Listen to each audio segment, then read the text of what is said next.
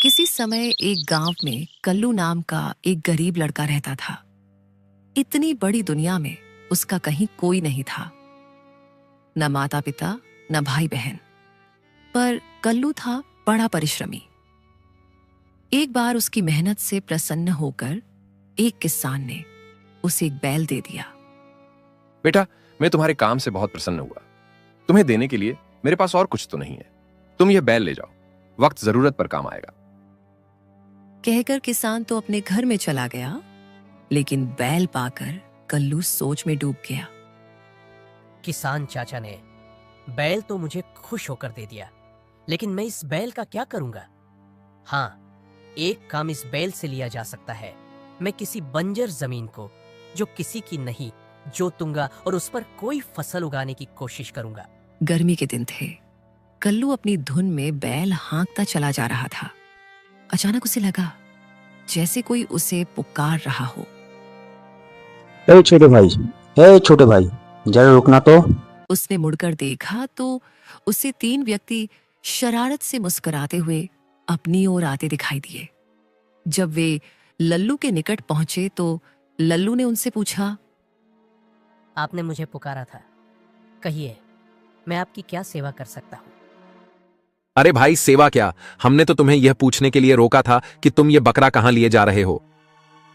क्या बकरा? लेकिन बड़े भाई, ये बकरा नहीं, बैल है। आपको धोखा हो रहा है। लो भाई, देखो इस पागल को, ये बकरे को बैल बता रहा है। और बकरा भी कैसा? बिल्कुल मरियल, कोई कोड़ी की भी ना पूछे। तब तो जरूर इसने कोई नशा कर रखा होगा। पर भाइयों, हमें इस बेचारे की सहायता करनी चाहिए। क्यों ना हम 4-5 रुपयों में यह मरियल सा बकरा खरीद लें। हाँ, इसमें कोई बुराई नहीं। उससे इस बेचारे लड़के का भी भला हो जाएगा और हमें भी कोई नुकसान नहीं पहुंचेगा। ये सुनते ही पहले व्यक्ति ने जेब से 5 रुपए निकाले। जाओ भाई, इन 5 रुपयों से तुम मौज करो। क्या याद करोगे कि किन्हीं दिलदार लोगों से पाला पड़ा था। लेकिन भाई, मैं अपने बैल को बेचना नहीं चाहता। अपने 5 रुपए लीजिए और मेरा बैल मुझे वापस करिए। इस पर पहले व्यक्ति का एक साथी एकदम गरज उठा। ऐ लड़के, बंद कर अपनी बकवास। एक तो हम तुम्हारा मरियल सा बकरा खरीद कर तुम पर उपकार कर रहे हैं, इस पर हमें ही आंखें दिखा रहा है। चल भाग यहां से। लल्लू को समझते देर नहीं लगी कि वे तीनों मिलकर उसे बेवकूफ बना रहे हैं। लेकिन वे 3 थे और वह अकेला। ज्यादा चुचप्पड़ करने पर वे तीनों उसे पीट पाट कर मुफ्त में ही बैल को ले जा सकते थे। अतः उसने चुप रहते में ही भलाई समझी और वे तीनों बैल को लेकर हंसते हुए अपनी राह हो लिए। अब हम इस मरियल बैल को खिला पिलाकर तगड़ा करेंगे। हाँ भाई, भला उस पिद्दी से बच्चे के बस का कहां था इसे खिलाना। लेकिन अभी वे कुछ ही दूर गए होंगे कि एकाएक लल्लू के दिमाग में एक विचार आया और वह दौड़कर उन तीनों के निकट जा पहुंचा। आप लोग बहुत दयालु हैं बड़े भाइयों। मेरे मरियल सी बकरी को सचमुच कोई ना पूछता, पर आपने उसके 5 रुपये दे दिए। आपसे बढ़कर जन मुझे कहाँ मिलेंगे? मेरा दुनिया में कोई नहीं है। यदि आप मुझे नौकर रख लें तो मेरे कुछ दिन सुख से कट जाएंगे। तीनों ने एक दूसरे की ओर देखा। मुफ्त में नौकर बुरा नहीं है, क्यों ना इसे अपने साथ रख लें। तीनों उसे साथ वाले नगर में अपने घर ले आए। लल्लू बड़ा ही मेहनती और बुद्धिमान था। अपने काम और बुद्धिमत्ता की बातों से उसने कुछ ही दिनों में उन तीनों का दिल जीत लिया। वह उनके सारे काम करता और पैसों का भी पाई पाई का हिसाब रखता। अतः तीनों उससे बड़े खुश थे। एक दिन लल्लू उन तीनों के किसी काम से बाहर गया और जब वापस लौटा तो लल्लू को एक विचित्र सी टोपी पहने लौटते देख वे आश्चर्यचकित हो उठे। हैं? अरे, ये जोकरों वाली टोपी तुम कहां से उठा लाए? यह टोपी जोकरों की नहीं है, यह एक करामाती टोपी है। इसे पहनकर बाजार में हर चीज मुफ्त में ली जा सकती है। इसी के कारण तो मैंने आज तक आपने खर्च के लिए आपसे कुछ नहीं मांगा। तीनों व्यक्तियों के लल्लू की बात पर विश्वास नहीं हुआ। यह देख लल्लू फिर उनसे बोला, लगता है आप लोगों को मेरी बात पर विश्वास नहीं हो रहा है। ठीक कहते हो, हमें तुम्हारी इस शेख चिल्ली वाली बात पर जरा भी यकीन नहीं हो रहा। तो ठीक है, कल आप लोग मेरे साथ बाजार चलिएगा, तब आपको इस टोपी की करामात देखकर अपने आप यकीन हो जाएगा। ठीक है, कल हम तुम्हारे साथ बाजार चलकर तुम्हारी टोपी का जादू देखेंगे। इतना कहकर तीनों व्यक्ति अपने काम धंधे पर लग गए। उनके घर से जाते ही लल्लू भी टोपी पहने ही घर से निकला और बाजार पहुंच गया। लल्लू ढाबे के भीतर पहुंचा और दुकान के मालिक से बोला, लाला जी, कल मैं अपने 3 मेहमानों को साथ लाऊंगा। पहचान के लिए यही टोपी पहने रहूंगा। वे जो जो खाएं पिएं और मांगे उन्हें दे देना, पर 1 पैसा भी नहीं मांगना।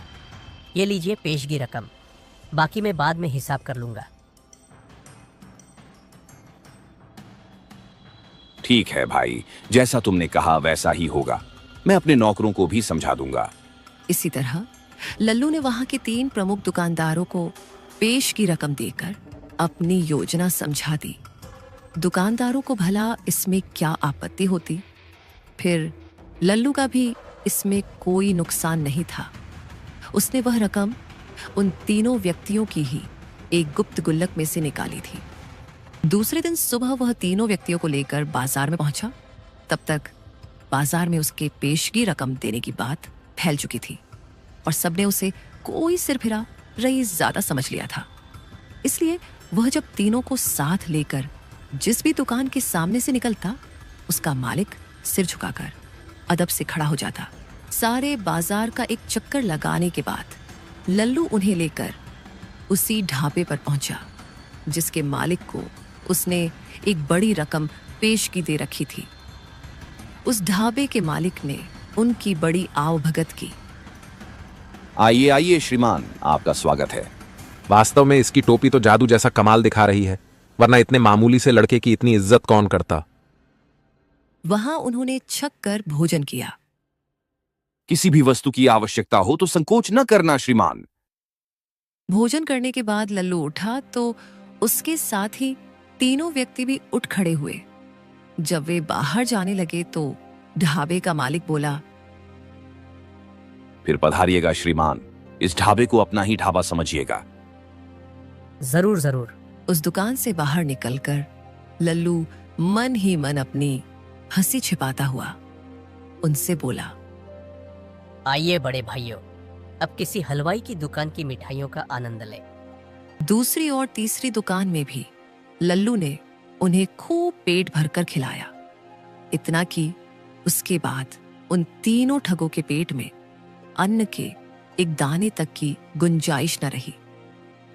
बड़े भाइयों, मेरे विचार से हमें रात का खाना भी यहीं कहीं किसी अच्छे से ढाबे पर खा लेना चाहिए। अब घर जाकर क्या बनाएंगे? बस बस छोटे भाई, हमारे पेट में तो अब जरा भी जगह नहीं, अब घर ही चलो। लल्लू उन तीनों ठगों के साथ उनके घर वापस लौट आया। घर पहुंचते ही उनमें से पहला ठग बोला, भाई, ये टोपी तुम हमें दे दो, इसके बदले हम तुम्हारा बैल और अपनी सारी संपत्ति देने के लिए तैयार हैं। नहीं नहीं बड़े भाई, ये नहीं हो सकता। मेरे पास यही तो एक पैतृक संपत्ति है, मैं इसे किसी भी कीमत पर नहीं बेचूंगा। लेकिन जब तीनों ही उसने सामने हाथ पैर जोड़ने और टोपी खरीदने के लिए गिड़गिड़ाने लगे तो लल्लू अपनी मन की प्रसन्नता को छुपाता हुआ कुछ उदास स्वर में बोला, बड़े भाइयों, आप लोगों ने मुझ पर बड़े उपकार किए हैं, अतः हाथ पैर जोड़कर मुझे लज्जित न कीजिए। मैं बैल और आप लोगों की प्यारी संपत्ति के बदले आपको अपनी यह करामाती टोपी देने के लिए तैयार हूं। तीनों ठग प्रसन्नता से उछल पड़े और उसी रात तीनों व्यक्तियों ने अपनी सारी संपत्ति लल्लू को सौंपकर उससे टोपी ले ली। लल्लू उनका सारा माल अपने बैल पर लाद कर उसी समय वहां से चल पड़ा और रातों रात उस नगर से बहुत दूर निकल गया।